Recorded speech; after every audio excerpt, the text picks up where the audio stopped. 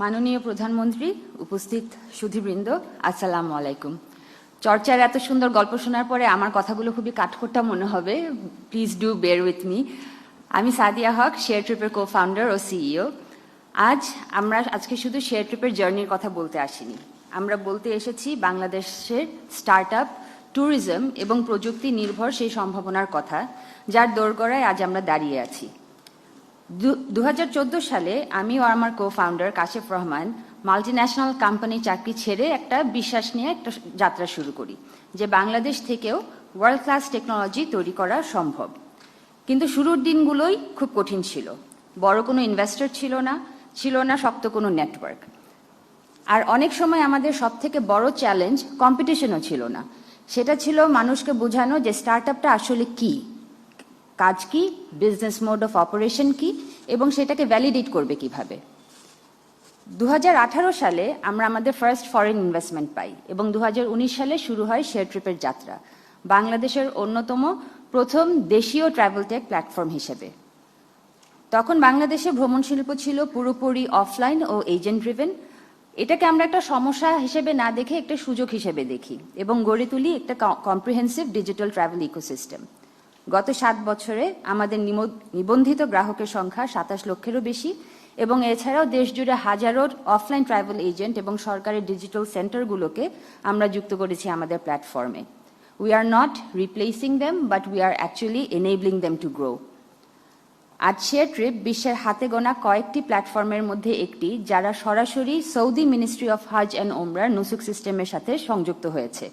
And আমাদের কাছে এটা শুধু আমাদের জন্য একটা গর্ব না, পুরো দেশের জন্য গর্ব। কিন্তু সেই পথটাও সহজ ছিল না।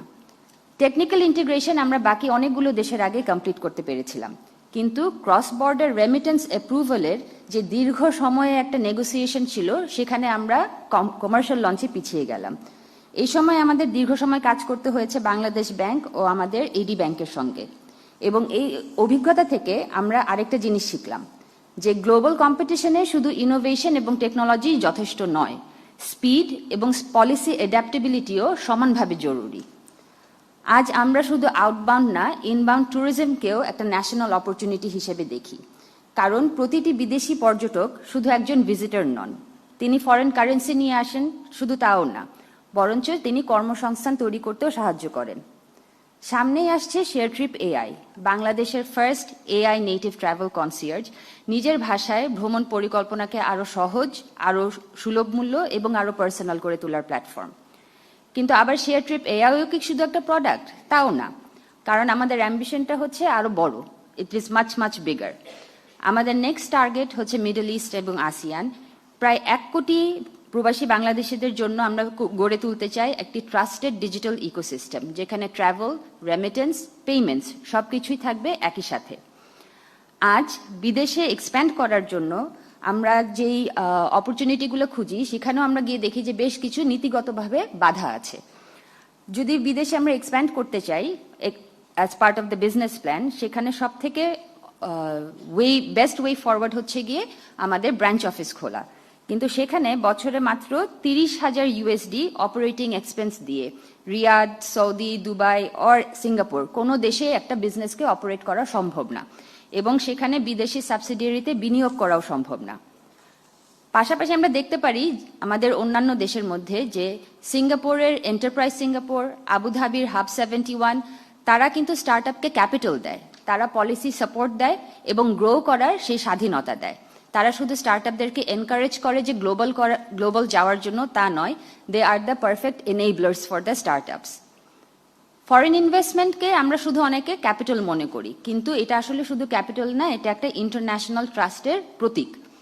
আজ মারুবেনির মতো বিশ্বের অন্যতম বড় জাপানি শিল্পগোষ্ঠী আমাদের যাত্রার সাথে অংশীদার।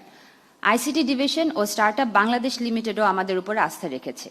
কিন্তু এই জার্নি আমাদেরকে আরেকটা জিনিস শিখিয়েছে, যে স্টার্ট আপের সব থেকে বড় প্রয়োজন শুধু আবার ফান্ডিং নয়, আমাদের সব থেকে বড় প্রয়োজনের মধ্যে থাকছে আন্ডারস্ট্যান্ডিং অফ হোয়াট স্টার্ট আপস আর, বিজনেস ফ্রেন্ডলি পলিসি এবং এমন একটি ইকোসিস্টেম যেখানে স্টার্ট আপকে প্রতিদ্বন্দ্বী কিংবা জবাবদিহিতার কাঠগড়ায় দাঁড়াতে হবে না, একটা গ্রোথ পার্টনার হিসেবে দেখা হবে।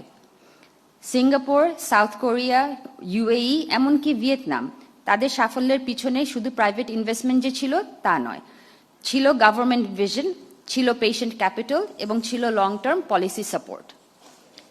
টেমাসেক কিংবা পিআইএফ শুধু কোম্পানিতে যে টাকা দিয়েছে সেটার হিস্ট্রি আমরা দেখছি না, আমরা দেখছি যে তারা তৈরি করেছে national champions, and we believe that বাংলাদেশেও আজ সেই জায়গায় আমরা পৌঁছেছি। বর্তমান সরকার ইতিমধ্যে বেশ কিছু প্রোগ্রেসিভ পদক্ষেপ নিয়েছে সার্টিফাইড স্টার্টআপদের জন্য 2035 সাল পর্যন্ত ভ্যাট এক্সামশন।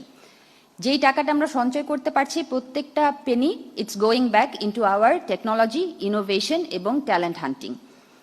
পাশাপাশি আমরা ফিউচারিস্টিক অপশন হিসেবে যেটা দেখতে পাচ্ছি যে এনবিআর এর কাছে স্টার্টআপ ডেফিনেশন এবং স্যান্ডবক্স ফ্রেমওয়ার্কও কাজ হচ্ছে।